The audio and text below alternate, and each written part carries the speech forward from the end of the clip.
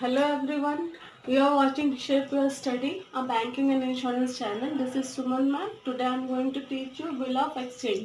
ठीक है, bill of exchange में डेफिनेशन बाद में करते हैं, पहले हम लोग समझते हैं कि एक्चुअली होता क्या है।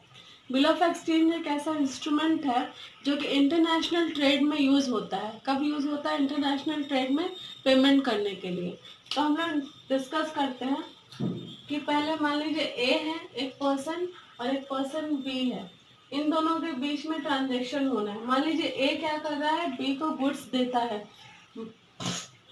ये क्या करता है, बी को गुड्स देता है, तो बी क्या करेगा, इसे परचेस करेगा। ये सेलर है, he is a seller and he is a buyer. ठीक है, तो ये क्या करता है, बी इज अ बायर, तो ये इसको पैसा देगा। अभी इसके पास कोई भी कैश नहीं है, ही डोंट हैव एनी कैश। तो ये ए से बोलता है कि ठीक है, 2-3 महीने में मेरे पास कैश आ जाएगा तो मैं आपको पेमेंट कर दूंगा। तो ये बोलता है ठीक है, मैं आपको बिल ऑफ एक्सचेंज बना देता हूँ, ड्रॉ कर देता हूँ, आप उसको एक्सेप्ट कर लीजिए और 2 महीने बाद या 3 महीने बाद जितना भी पीरियड उस पर लिखा रहेगा उतने पीरियड के बाद आप मुझे पैसा दे दीजिएगा। ठीक है, I hope you understand. Bill of exchange का हम लोग एक टेक्निकल डेफिनेशन देख लेते हैं जो हर एक बुक में मिलता है। The bill of exchange is defined as according to the Indian Negotiable Instrument Act 1881। हम लोगों ने स्टार्टिंग क्लासेस में ही देख लिया है कि नेगोशिएबल इंस्ट्रूमेंट है क्या, हम लोग उसके टाइप्स कर रहे हैं। If you want to go through that video then you have to watch the previous one. उसके लिए do subscribe my channel and press the bell button. Okay, तो a bill of exchange is an instrument in writing. आपको ये चीज याद रखना है कि बिल ऑफ एक्सचेंज क्या है, राइटिंग में होना चाहिए। राइटिंग में मतलब एक एविडेंस के रूप में ये प्रूफ किया जाता है।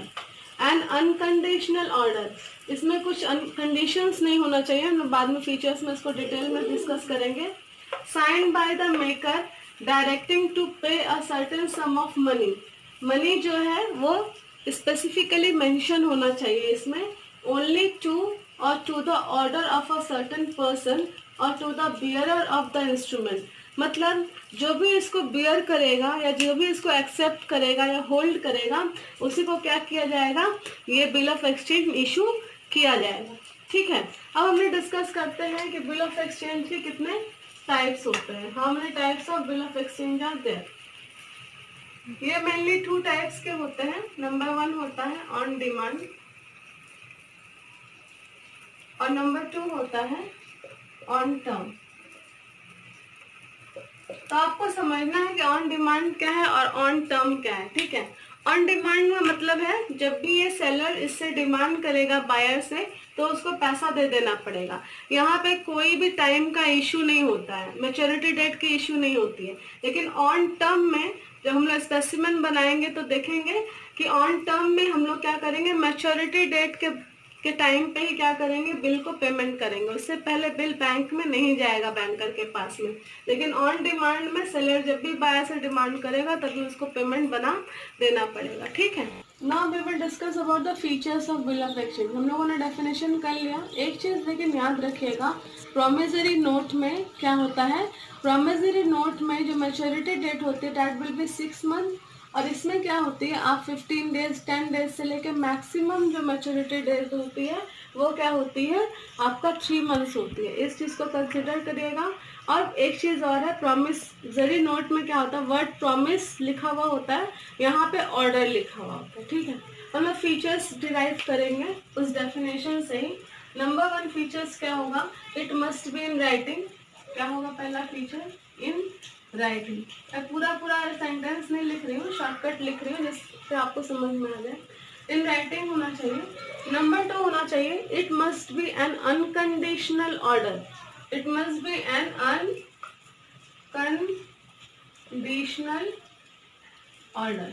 ठीक है, इसमें कोई ऑर्डर नहीं होना चाहिए। मान लीजिए अगर हम लोगों ने 50,000 का बिल ड्रॉ किया है तो बाद में वो कम घट के या बढ़ के 55,000 या 40,000 या लेस अमाउंट नहीं होगा।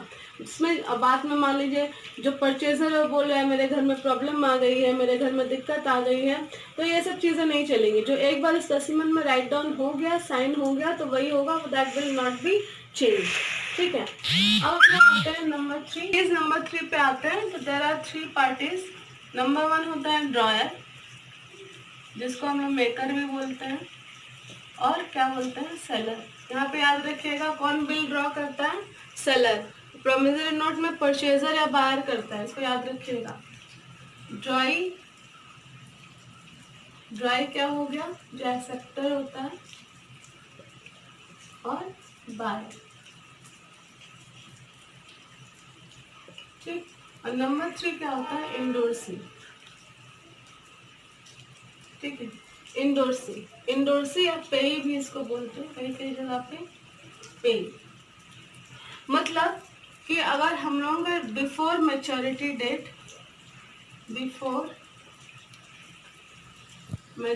डेट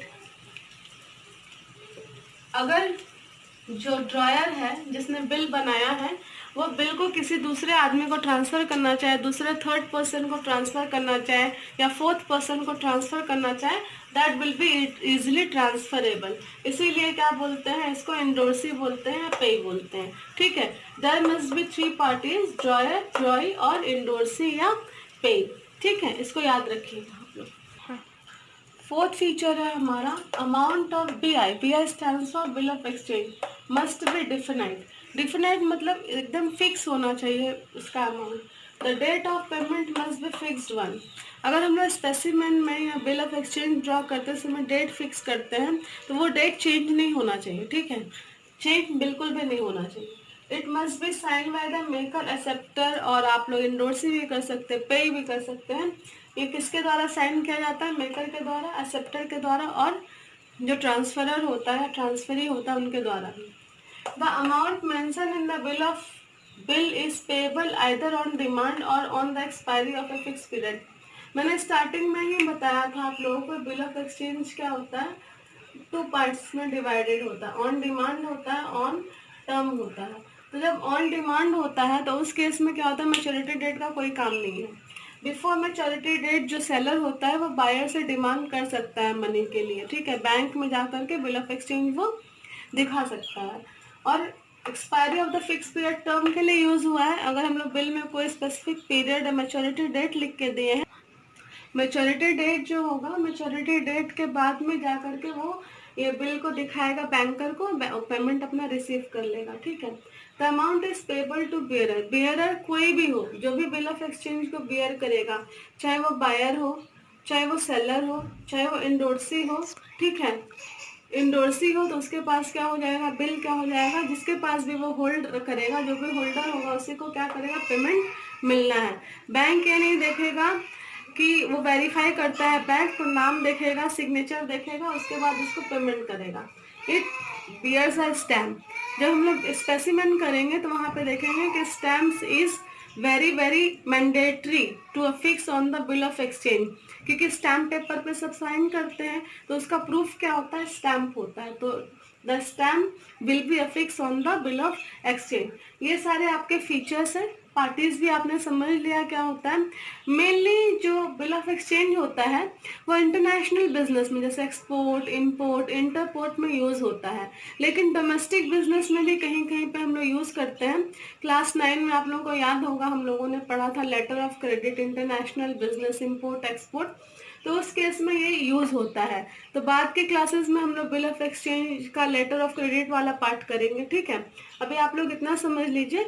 लास्ट में हम लोगों का एक चीज बाकी रह जा रहा है, specimen. Now we will do the specimen. Now we will do specimen of bill of exchange. एक स्पेसिमेन है, ड्राफ्टिंग है, रियल का बिल ऑफ एक्सचेंज है, लेकिन ऐसे ही फॉर्म होता है। ठीक है, एक एग्जाम्पल है। मान लीजिए कि जो मिस्टर प्रेम है वो बायर है और मिस्टर करुणा जो है वो सेलर है। इन्होंने ड्रॉ किया बिल किसके ऊपर, मिस्टर प्रेम के ऊपर, जो कि जयपुर में रहते हैं।